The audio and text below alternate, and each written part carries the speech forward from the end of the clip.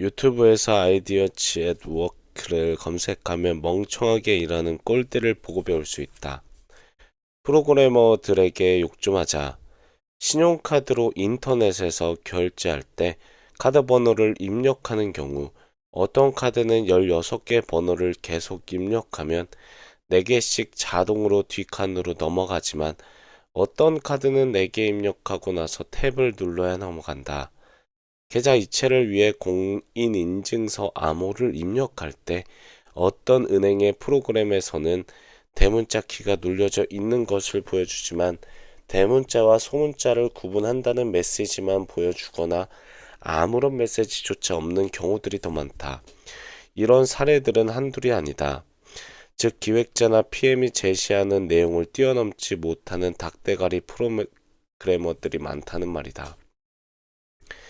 어느 유명 백화점과 마트의 쇼핑 앱을 아내 때문에 종종 보게 되는데 정말 누가 만든 것이고 책임자는 누구인지 사장은 PT나 잘하는 놈인지 쌍욕이 나오는 경우가 한두 번이 아니었다.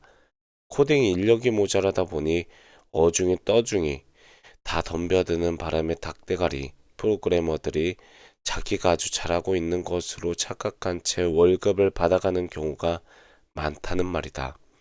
공공기관에서 외부 회사에 맡겨서 만든 프로그램들은 절반 이상 엉성한 경우가 많지만 이런 경우 그 용역 회사의 사장은 접대하느라 바쁘다. 정작 그 기관에서는 외부 용역 콜센터가 있으므로 잘 돌아가는 줄로만 알고 있는 것이 내 선입관이다. 2022년 현재 이런 일은 하지 말아라. 채플린 영화 중 1936년에 발표된 모던 타임즈는 독재자와 더불어 그의 대표작으로 꼽히며 그의 마지막 무성 영화이다. 이 영화에서 채플린이 그리는 현대는 냉혹하다. 지하도에서 우르르 쏟아져 나와 공장으로 몰려들어가는 노동자들은 이리저리 몰려다니는 양떼들에 비유된다. 자본가는 커다란 스크린을 통해 그들을 감시한다. 최소 시간 최대 생산을 위해 노동자들은 숨 쉴 틈이 없으며 화장실에서 담배라도 한 대 피우려고 하면 대형 스크린에서 자본가가 불호령을 내린다. 주인공 찰리는 작업대에서 컨베이어 벨트가 실어온 제품에 나사를 조이는 일을 한다.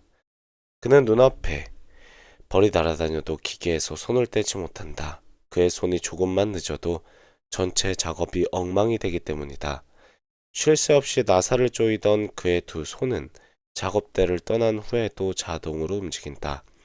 그래서 여직원의 치마 뒷단추를 보고 쫓아가기도 하고 길 가던 부인의 가슴에 있는 단추를 조이고자 하기도 한다. 자본가는 노동자들의 점심시간도 아까워 작업 중에 급식할 수 있는 자동 급식 기계를 설치한다. 채플린은 자동 급식 기계를 시험하는 대상으로 뽑히지만 고장난 기계는 그를 거대한 기계의 흐름 속에 빠져들어가게 만든다. 자동화로 인해 실직자가 대량 생산되고 굶주림 때문에 빵 하나를 훔치는 사람도 있고 시위를 하다가 총에 맞는 사람도 생겨난다. 주인공은 트럭의 꼬리에서 떨어진 깃발을 들고 뛰다가 시위대열에서 앞장을 서기도 하며 고아 소녀를 만나 가정을 꿈꾸고 다른 직업을 원하기도 한다. 그러나 결국은 소녀와 함께 지평선을 향해 떠난다. 이 영화에 대한 먹물들, 교수, 기자 등등의 평가는 대체로 다음과 같다. 자본주의 사회의 비인간적 모습과 전체주의의 획일적 통제에 대한 날카로운 비판을 통해 궁극적인 인간의 가치가 무엇인지를 생각하게 하는 영화. 현대사회에서 기계와 표준화 익명화된 노동자의 불행을 그린 가슴 아픈 영화.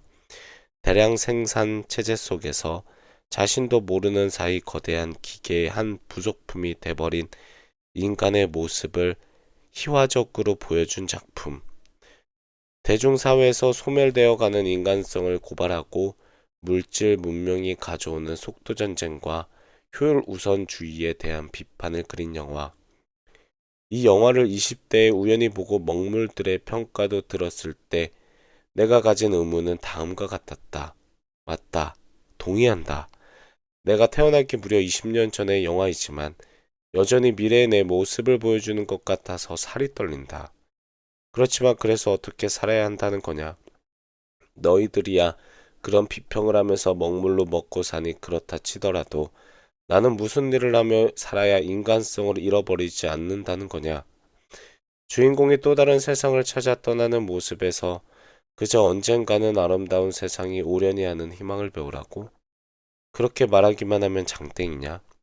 내가 이 자본주의 사회에서 전태일처럼 분신 자살하지 않고서도 사는 방법이 뭔지 알려주면 안 되겠냐?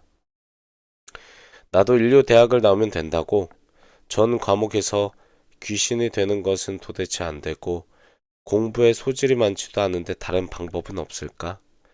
주인공 찰리가 허름하고 지저분한 오딜망정, 모자와 구두까지 구색 맞춰 갖추어 입고 지팡이까지 흔들며 양반 걸음을 하듯이 가난하여도 무슨 일을 하건 간에 인간적 자존심과 존엄을 잃지 않으려고 노력하여야 한다고? 그게 해법이냐? 엿먹어라.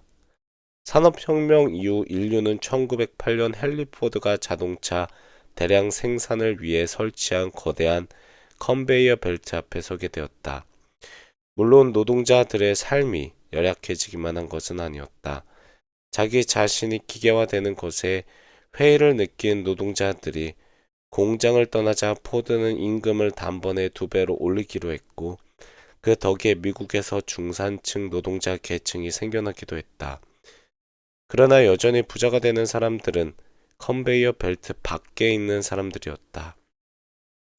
후기 산업화 시대를 지나 정보화 시대로 이미 접어들었다는 지금도 상황은 마찬가지다.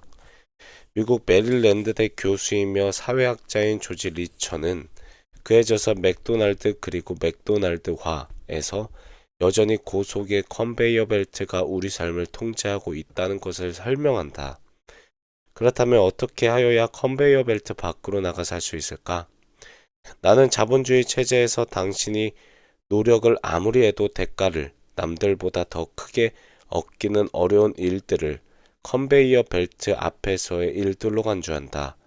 컨베이어 벨트 앞에 서 있는 것과 유사한 일들은 구조적으로 육체의 노동력을 제공하고 대가를 받는 일들이지만 자격증이나 경험 혹은 기술적인 지식이 필요하거나 두뇌를 써야 하는 일이라 할지라도 개 중에는 컨베이어 근처에 머무는 일들이 있음을 알아야 한다. 따라서 부자가 되려면 무조건 한 우물만 파지 말고 우물을 잘 골라야 한다. 여기서 전제가 되는 것은 작지만 안정된 수입을 계속적으로 확보하려면이 아니다. 내가 말하는 전제 조건은 만일 당신이 부자가 되고 싶다면이다. 이 점을 오해하지 말고 아래 글을 읽길 바란다.